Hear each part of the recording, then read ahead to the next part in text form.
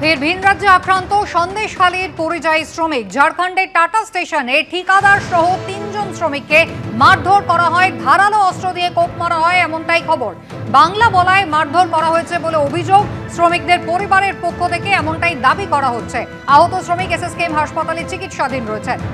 ফের ভিন রাজ্যে আক্রান্ত হয়েছেন সন্দেশখালীর পরিযায়ী শ্রমিক। ঝাড়খণ্ডের টাটা স্টেশনে ঠিকাদার সহ ৩ জন শ্রমিককে মারধর করা হয়, এমনকি ধারালো অস্ত্রের কোপ মারা হয়েছে, এমনটাই পরিবারের পক্ষ থেকে অভিযোগ করা হচ্ছে। সমীরণ পাল রয়েছেন আমাদের সঙ্গে। সমীরণ, ঠিক কি ঘটেছে, কি অভিযোগ?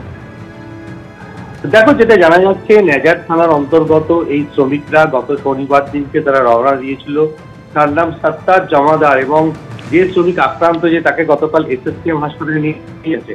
এবং শনিবার ভোরবেলা টাটা স্টেশনের যে পার্কিং লট, সেখানে যখন 18 জন শ্রমিক এবং ঠিকাদার তারা যখন এসে পৌঁছয়, আচমকাই ওই ঝাড়খণ্ডের বাসিন্দা বেশ কয়েকজন দুষ্কৃতী তাদের উপর চড়াও হয়। তাদের কাছে থাকা নগদ 47,000 টাকা লুট করে এবং ধারালো অস্ত্র দিয়ে ওই সত্তার জমাদারের গায়ে আঘাত করে এবং ওই ঠিকাদারকেও মারধর করা হয়। তারা প্রথমে কলকাতার চিত্তরঞ্জন ন্যাশনাল মেডিকেল কলেজ হাসপাতালে আসে এবং সেখান থেকে কিছুটা শারীরিক অবস্থার উন্নতি হলে চলে যায় মিনাখার একটি বেসরকারি হাসপাতালে। তারপর গতকাল রাষ্ট্রীয় অবস্থার অবনতি হলে ওই শ্রমিক সত্তার জমাদারকে নিয়ে যাওয়া হয়েছে কলকাতার এসএসকেএম হাসপাতালে। যেটা জানা যাচ্ছে যে ভিন রাজ্যে তারা কাজের জন্য গেছিলেন এবং ঠিকাদারের সঙ্গে সেই সময় ঝাড়খণ্ডের দুষ্কৃতীরাই তাদের উপর হামলা চালিয়েছে ধারালো অস্ত্র দিয়ে। ঠিকাদারকে মারধর করা হয়েছে এবং ঠিকাদারের সঙ্গে থাকা ওই শ্রমিককে ধারালো অস্ত্র দিয়ে কোপানো হয়েছে এবং অন্যান্য শ্রমিকরাও এই ঘটনার জেরে আতঙ্কিত হয়ে পড়েছে। এবং গোটা বিষয়টি তদন্ত করে দেখছে নেজার থানার পুলিশ। পুলিশ বিষয়টি জানে এবং ওই ঝাড়খণ্ডের পুলিশের সঙ্গে এই বসিরহাট পুলিশ জেলার তরফ থেকে যোগাযোগ করে পুরো বিষয়টি জানার চেষ্টা চলছে। ধন্যবাদ। প্রাথমিক নিয়োগ দুর্নীতিতে প্রায় 12 কোটি 72 লক্ষ টাকার বেআইনি আর্থিক লেনদেনে কারামন্ত্রী চন্দ্রনাথ সিংহ জড়িত বলে আদালতে নথিসহ চার্জশিট দিয়ে দাবি করল ইডি। শুধু মন্ত্রীই নন, তার স্ত্রী এবং ছেলের নামেও আয়ের সঙ্গে সঙ্গতিহীন লক্ষ লক্ষ টাকার লেনদেনের হদিশ মিলেছে বলে তদন্তকারী সংস্থা দাবি করেছে। ইডি সূত্রে দাবি 2016 থেকে 2024-এর মধ্যে চন্দ্রনাথ সিংহ, তার স্ত্রী কুন্তলা সিংহ এবং 2 ছেলের নামে থাকা 8টি রাষ্ট্রায়ত্ত এবং একটি বেসরকারি ব্যাংকের অ্যাকাউন্টে বিপুল টাকার লেনদেন হয়েছে, যার পরিমাণ কোটি টাকার কাছাকাছি। প্রাথমিক নিয়োগ দুর্নীতিতে প্রায় 12 কোটি 72 লক্ষ টাকার বেআইনি আর্থিক লেনদেনে কারামন্ত্রী চন্দ্রনাথ সিনহা জড়িত বলে আদালতে নথিসহ চার্জশিট দিয়ে দাবি করল এনফোর্সমেন্ট ডিরেক্টরেট। শুধু মন্ত্রী নন, তার স্ত্রী ও ছেলের নামেও আয়ের সঙ্গে সঙ্গতিহীন লক্ষ লক্ষ টাকার লেনদেনের হদিশ মিলেছে বলে তদন্তকারী সংস্থার দাবি। সম্প্রতি প্রাথমিক নিয়োগ দুর্নীতি মামলায় বিচার ভবনে ইডির বিশেষ আদালতে চন্দ্রনাথ সিনহাকে অভিযুক্ত দায়ের করে 6ষ্ঠ সাপ্লিমেন্টারি চার্জশিট জমা দিয়েছে ইডি। ওই মামলায় চন্দ্রনাথ 55তম অভিযুক্ত বলে চার্জশিটে উল্লেখ করা হয়েছে। প্রাথমিক নিয়োগ দুর্নীতি মামলায় এনফোর্সমেন্ট ডিরেক্টরেটের 6ষ্ঠ চার্জশিটে একাধিক অভিযোগ আনা হলো মন্ত্রী চন্দ্রনাথ সিনহার বিরুদ্ধে। চার্জশিটের 38 নম্বর পাতার 11 নম্বর পয়েন্টে লেখা হয়েছে, চন্দ্রনাথ ও তার স্ত্রী কুন্তলা সিনহার নামে থাকা ইন্ডিয়ান ব্যাংকের যৌথ অ্যাকাউন্টে 2016-র 18ই জানুয়ারি থেকে 2019-এর 18ই নভেম্বরের মধ্যে 1 কোটি 18 লক্ষ নগদ জমা পড়েছে। সেই অ্যাকাউন্টে জমা নগদের উৎস জানাতে বলা হয়েছিল। উত্তরে তিনি জানান, এই নগদ টাকা তার এলাকায় সম্পত্তি লেনদেনের কমিশন বা দালালি থেকে আয়, কিন্তু তিনি তার আয়কর রিটার্নে সম্পত্তি লেনদেনের জন্য পাওয়া কমিশন বা ব্রোকারেজ থেকে এই আয় বলে উল্লেখ করেননি। যারা একটু বোকাশোকা মানুষ তারা নিজের অ্যাকাউন্টেই লেনদেনটা করে ফেলেছে, আর যারা বাইরে রেখে সব কাজ করে বেরিয়ে গেছে তারা এখন এদের দেখে মজা নিচ্ছে। এই চন্দ্রনাথ সিনহা এত বড় প্রাতিষ্ঠানিক দুর্নীতির কে চালিয়ে নিয়ে যেতে। চার্জশিটে ইডি আরও দাবি করেছে, নিয়োগ দুর্নীতিতে জড়িত 2 অভিযুক্ত কুন্তল ঘোষ ও তাপস মণ্ডল লিখিত বয়ানে জানান, চন্দ্রনাথ সিনহা অযোগ্য প্রার্থীদের নামের তালিকা তাদের কাছে পাঠিয়েছিলেন। ইডির দাবি, তাপস মণ্ডল বেসরকারি বিএড ও ডিএলএড কলেজ সংগঠনের সভাপতি ছিলেন। চন্দ্রনাথ রাজ্যের মৎস্যমন্ত্রী থাকাকালীন ওই সংগঠনের অনুষ্ঠানে যেতেন। চার্জশিটে ইডির তরফে দাবি করা হয়েছে, 159 জন অযোগ্য প্রার্থীর নামের একটি তালিকা এই মামলায় অন্যতম অভিযুক্ত কুন্তল ঘোষের নিউ টাউনের ফ্ল্যাট থেকে উদ্ধার হয়েছিল। ইডি সূত্রে দাবি, চন্দ্রনাথ সিনহা ওই 159 জন চাকরি প্রার্থীর কাছ থেকে 8 থেকে 10 লক্ষ টাকা নিয়েছিলেন। 2016 থেকে 2024-এর মধ্যে চন্দ্রনাথ সিনহা, তার স্ত্রী কুন্তলা সিনহা ও 2 ছেলের নামে থাকা 8টি রাষ্ট্রায়ত্ত এবং একটি বেসরকারি ব্যাংকের অ্যাকাউন্টে বিপুল টাকার লেনদেন হয়েছে, যার পরিমাণ কোটি টাকার কাছাকাছি। শিক্ষা নিয়োগ দুর্নীতি মামলায় গত বছর 22শে মার্চ চন্দ্রনাথ সিনহার বাড়িতে তল্লাশি চালায় ইডি। কেন্দ্রীয় এজেন্সি দাবি করে, তল্লাশিতে উদ্ধার হয় 41 লক্ষ টাকা। এই টাকা নিয়ে কোনো সদুত্তর মেলেনি বলেও চার্জশিটে ইডি সূত্রে দাবি করা হয়েছে। যদি সেটাই হয়ে থাকে তাহলে কদিন আগেই তিনি অ্যান্টিসিপেটরি বেল পেলেন, এই এজেন্সির কোর্টেই বেলটা পেলেন, তাহলে সেদিনকে কেন বেলের বিরোধিতা করলেন না? নোংরা পলিটিক্স বিজেপি গত 2014 ক্ষমতায় আসার পর থেকে ইডি সিবিআই কে দিয়ে শুরু করেছে। এই পলিটিক্স যতদিন চলবে দেশের মানুষ বিজেপিকে, বাংলার মানুষ বিশেষ করে প্রত্যাখ্যান করবে। 6 সেপ্টেম্বর ইডির বিশেষ আদালতে আত্মসমর্পণ করে অন্তর্বর্তী জামিন পান কারামন্ত্রী চন্দ্রনাথ সিনহা। মঙ্গলবার এই মামলার পরবর্তী শুনানি রয়েছে। আবির দত্ত, দীপক ঘোষ, অনির্বাণ বিশ্বাস, এবিপি আনন্দ।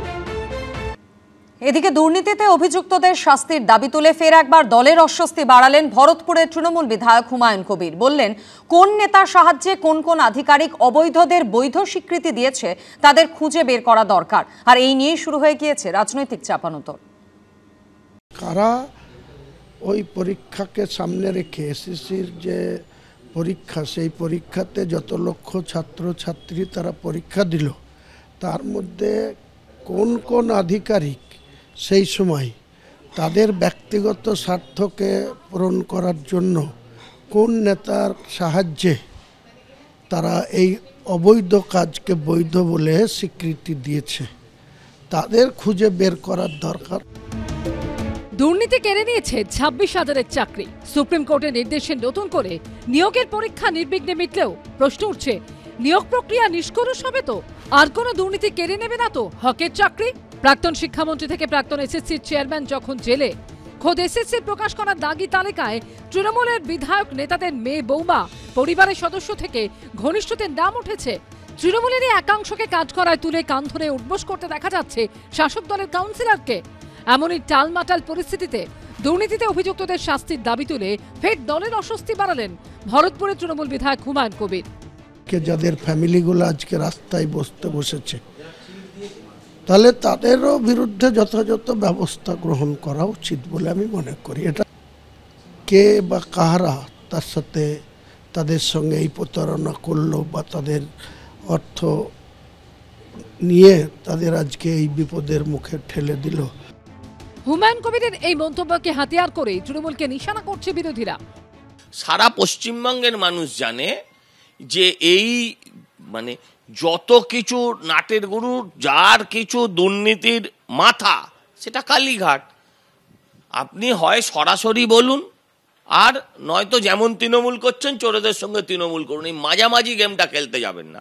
হঠাৎ তৃণমূলের মধ্যে বিবেকের চরিত্র হিসেবে অভিনয় করতে যাবেন, এতে করে কোনো লাভ হবে না। মানুষ আপনাদের বোঝে। আবার যেন পুনরায় আপনারা দুর্নীতির শিকার না হন, পুনরায় যাতে আপনাদের আবার দেখা যায় যে সমস্ত শিক্ষা দপ্তরের বিভিন্ন অব্যবস্থার শিকার, এবং আপনাদের কেরিয়ার যাতে ওইভাবে রাস্তায় এসে ধর্নার মধ্যে দিয়ে না হয়, সুবিচার যাতে আপনারা পান, আপনাদের পরীক্ষার রেজাল্ট যাতে সঠিক মূল্যায়ন হয়।